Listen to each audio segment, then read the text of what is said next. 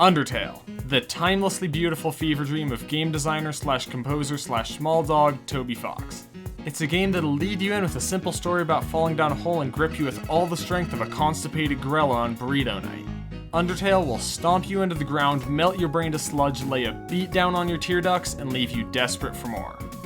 So 8 years after its release, after being described by every adjective from every second-rate IGN reviewer, after being featured in 4,000 MatPat videos about how Sans canonically lives in your radiator, why the heck am I talking about a game that, in the grand scheme of the internet, is an absolute dinosaur?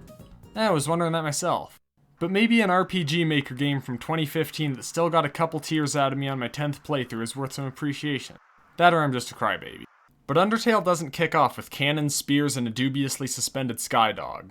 It starts in a dim, barren room with grey walls and a small bed of yellow flowers. And after a giant goat lady saves you from a talking flower, you find yourself stuck in this big pink dungeon, getting your hand held through puzzles, fighting monsters that give up on their own, and you might start to wonder if the game isn't even trying.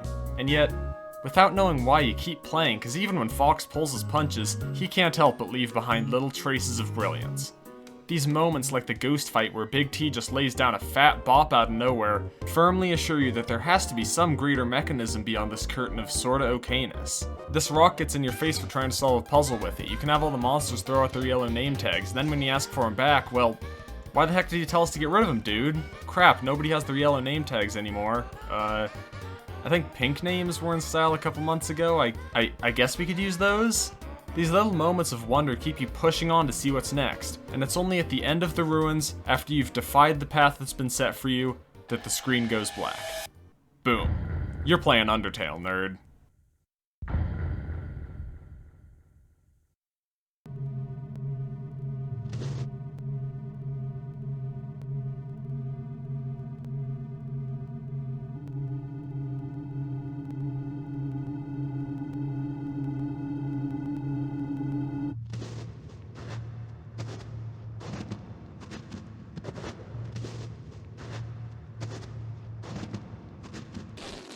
Oh yeah, now we're getting somewhere.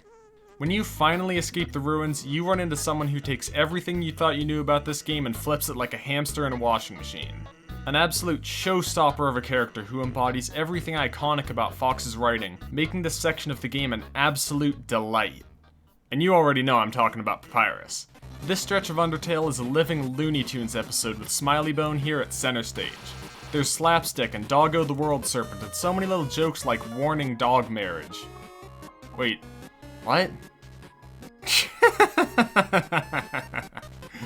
In Snowden Forest, Undertale burns its training wheels and evolves from little moments of brilliance to an absolute brilliance waterslide. So many knockout jokes and endlessly quotable moments, all while we watch this big goofball do his best to achieve his dream of capturing a human. Ending off with this cute little boss fight, where we learn one of Toby Fox's greatest secrets. He likes surprises. Undertale's willingness to break its own rules goes well beyond little visual gags and is a defining quality of the game itself. The farther it goes on, the more you slip away from your original goal of escaping the underground. Now you're reading about how souls work, chilling to some ghost music, and going on a date with Papyrus, who doesn't really seem to know what a date is. And as Undertale gently leads you away from your goal, you start to appreciate this delicately crafted journey, not as a challenge, but as an experience. Walking through this gorgeous wetland permeated by bright glowing blues contrasted up against deep, dark shadows, you start to see all the ways that this living, breathing world housed in 150 megabyte space on your hard drive just demands for you to fall in love with it, to know its secrets, and to just hang out and absorb its gentle beauty.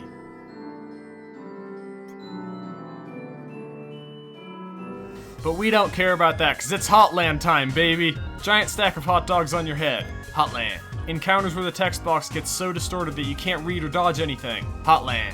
Canon gay, lesbian, and trans rap in a piece of media before American audiences would watch that sort of thing without universally being total shitheads about it.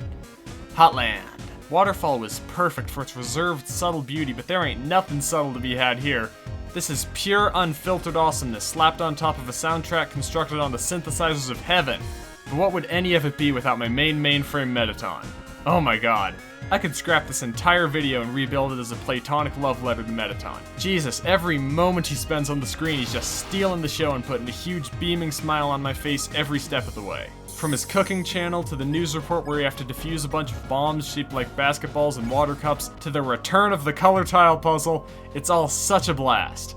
And before I get into his grand finale, I'd like to give attention to some of our honorable mentions tonight. Creepy Spider Girl for having one of the most mechanically creative boss fights in the entire game, and a fittingly ass-slapping musical track. Hotel Bedroom for bedsheet minigame. And to our runner-up, Burger Pants. The only bear cat thingy for my bear cat thingy shaped heart, and my YouTube profile picture before I drew this awesome smiley face. Thank you, Burger Pants. Keep on keeping on, you legend. All the spectacle of Hotland culminates in the ultimate finale of Mettaton's final battle. No, not that one, doofus. What a way to end out the absolute ass-blasting roller coaster that is Hotland. Dodging bombs and shooting obstacles while trying to boost Mettaton's ratings through over-the-top dance moves is an experience that I feel bad talking about, because the medium of verbal language is inadequate to describe this ball-slapping kick-assery. This boss fight is so good that my favorite part was when I died because I got to do it again. What a spectacular way to end one of the best games I've ever played. What's that? Oh, yeah, I guess I can talk about the actual finale too. The hardest part of Undertale's conclusion isn't the battle that your entire journey has been building towards, but the acceptance that this is the ending you fought for. That the conclusion you get is the one that you created, and there's no escaping that. So when the evil flower from the start comes back with all the Infinity Stones and crashes your game, you darn well better believe that this is all your fault.